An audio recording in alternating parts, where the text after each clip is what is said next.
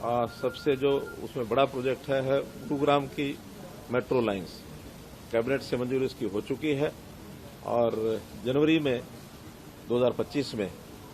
उसका टेंडर आदि हो जाएगा और उसके बाद उसको बहुत तेज गति से काम को शुरू कराया जाएगा। मेट्रो लाइन गुरुग्राम को एयरपोर्ट के साथ जोड़ने के लिए भी दो प्रपोजल अलग अलग चल रहे हैं कि एयरपोर्ट की मेट्रो को पालम विहार तक लाया जाए अथवा पालम विहार से गुड़गांव मेट्रो को ही एयरपोर्ट तक ले जाया जाए। तो दोनों अलग अलग टेक्नोलॉजी हैं, उस पर एक स्टडी करेंगे और ये भी हो सकता है कि दोनों लाइनें अलग अलग भी बनाने का विचार हो सकता है। इसी प्रकार मेट्रो लाइन्स बहादुरगढ़ से आसोदा, इस पर भी तेजी से काम शुरू किया जाए, उसका अध्ययन चल रहा है, उसकी भी चर्चा हमारी हुई है। फिर बल्लभगढ़ से लेकर पलवल तक इस लाइन को भी तेज गति से बनाया जाए। एम्स बाड़सा, इसको भी दो साइड से जोड़ने की बात आई है, एक गुरुग्राम सेक्टर 9 से एम्स बाड़सा और एक ये जो नजफगढ़ की लाइन है ढांसा बांध से लेकर के और एम्स तक, इसकी भी स्टडी ये की जाएगी। और मेट्रो के साथ साथ जो आरआरटीएस की यानी regional rail service, rapid rail service इसको कह सकते हैं, इस पर भी एक लाइन सराय कालेखां से पानीपत तक जो पहले प्रपोज्ड है वो सैंक्शनड है, उसको करनाल तक बढ़ा करके और इसको आगे बढ़ाया जाए, इस पर भी हम लोगों ने सहमति दी है, इसका अध्ययन कराया जाएगा। साथ जो सराय कालेखां से धारुएड़ा की जो लाइन है, इसको भी बावल और शाहजहांपुर तक इसको बढ़ा करके और इसकी भी मंजूरी सैद्धांतिक रूप से दे दी गई है, इसका अध्ययन करके इसको भी चालू किया जाएगा। एक घोषणा हमने की थी जब मैं स्वयं मुख्यमंत्री था, तो गुरुग्राम से और फरीदाबाद मेट्रो की लाइन स्टडी करने के बाद ध्यान में आया कि मेट्रो की लाइन की बजाय आरआरटीएस जो regional rail rapid rail service है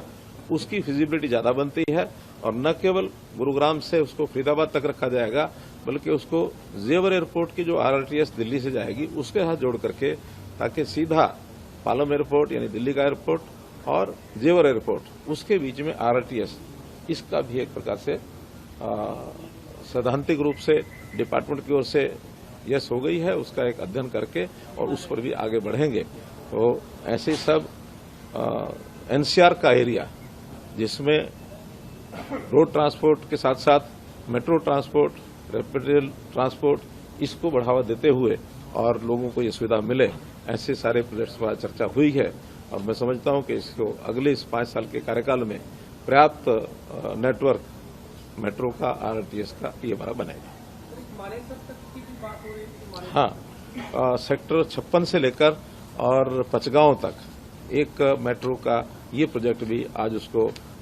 डिपार्टमेंट ने मंजूरी उसको देने के लिए इसलिए हमने हाँ कर दी है क्योंकि उसमें हरियाणा के लोगों ने एक बड़ी जो घोषणा की है कि इस प्रोजेक्ट पर केंद्र की ओर से जो पैसे के इन्वेस्टमेंट की बात थी उसको उन्होंने कहा हरियाणा अपनी ओर से ही और पूरा पैसा खर्च करेगा, इसलिए उसको जैसे ही डीपीआर हमें मिलेगी, डीपीआर के विदिन यानी 15 दिन हम उसकी मंजूरी दे देंगे ताकि उसको चालू कर सकें। पुराने शहर में भी मेट्रो चलेगी फिर गुड़गांव? मैंने सबसे पहले वही बताया कि जो गुड़गांव मेट्रो है, हाँ, गुड़गांव मेट्रो रेल सर्विस वो पालम विहार तक जो है वो पूरे गुड़गांव में जो हमारा चौक है कौन सा, जो पुराना